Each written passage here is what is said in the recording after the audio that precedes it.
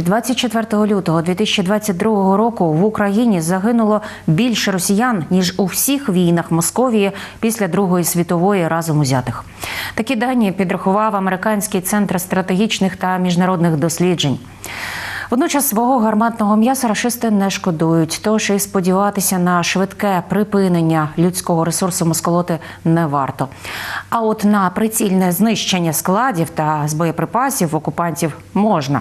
Чергова бавовна сталася у загарбників в тимчасово окупованій Кадіївці. Там партизани яскраво знищили боєкомплекти рашистів. Про події 371-го дня Великої війни розповість Олена Рабінська.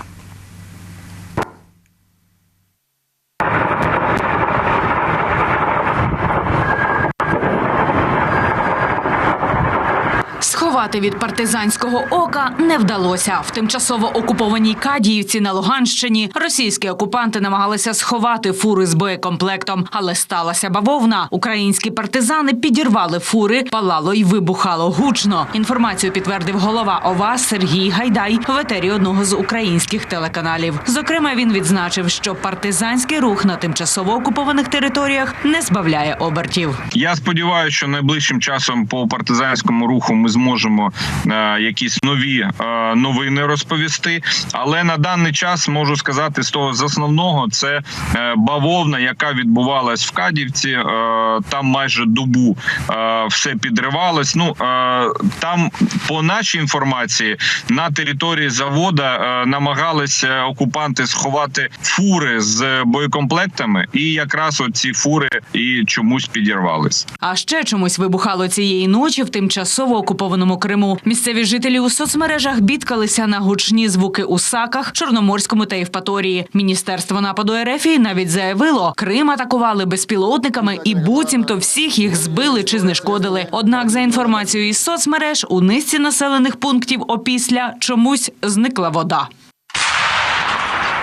Втрати гарматного м'яса Росії в Україні перевищили втрати у всіх війнах рашистів після Другої світової. Дані оприлюднив Американський центр стратегічних та міжнародних досліджень. Аналітики кажуть, загальні втрати москалів можуть сягати 250 тисяч. Мова про поранених, убитих і зниклих безвісти. Це не лише військові, а й співробітники російських спецслужб, вагнерівці та посіпаки псевдореспублік ЛДНР. Генштаб Збройних сил України водночас звітує, окупантів від 24 лютого минулого року знищили майже 150 тисяч. Підбили та спопелили за минулу добу українські армійці ще 7 танків та 8 бойових броньованих машин. Минулої доби москолота втратила ще 10 своїх артилерійських систем, 1 реактивну систему залпового вогню, знищені 4 безпілотники рашистів та 5 військових автомобілів. Війна Росії проти України може тривати ще 6 місяців, а може закінчитися за 3 роки, заявив на слуханнях у Конгресі заступник міністра оборони США Колін Каль.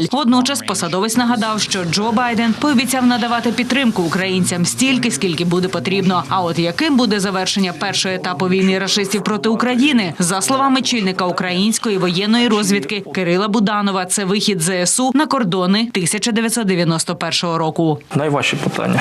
Завершення війни на першому етапі буде вихід на адмінкордони 91 року. Ось так буде, мабуть, коректно відповісти. Це викличе за собою зміну всієї архітектури і безпеки, і економіки, і всього іншого в всьому регіоні. Тому я кажу, на першому етапі це вихід на адмінкордон. Далі треба дивитися про смугу безпеки довкола України, як мінімум з російського боку, на глибину 100 кілометрів і більше.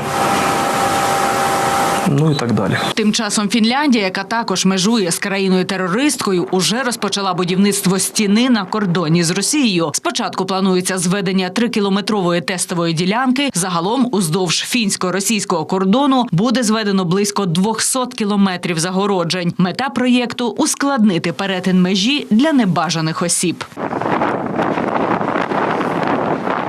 як і небажані російські безпілотники. Цієї ночі усі 4 шахеди, які окупанти запустили по Україні вночі, знищили сили протиповітряної оборони. Дрони летіли з півночі, а британська розвідка додала, рашисти почали запускати так звані мопеди вже з нового місця – Брянської області, аби ще більше загрожувати Києву. Раніше єдиним місцем запуску від середини грудня 2022-го був Краснодарський край через Азовське море. І як у небі, так і на землі українські воїни нищать москолоцьку техніку. Спецпризначенці СБУ знищили ще 6 російських танків за одну ніч. Влаштували нічне полювання на Луганському напрямку.